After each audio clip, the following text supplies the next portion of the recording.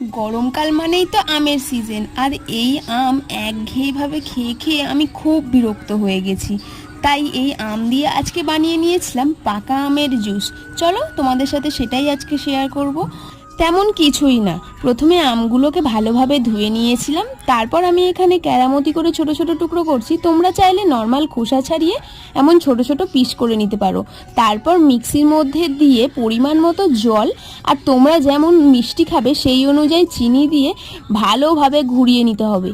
তারপর আর কি, গ্লাসের মধ্যে কয়েক টুকরো বরফ আর সেই মিশ্রণটি ঢেলে ওপর থেকে কয়েক টুকরো আম ছড়িয়ে নিলেই কিন্তু আমাদের তৈরি হয়ে যাবে এখানে পাকা আমের জুস। তোমরা কিন্তু এভাবে একবার অবশ্যই ট্রাই করতে পারো।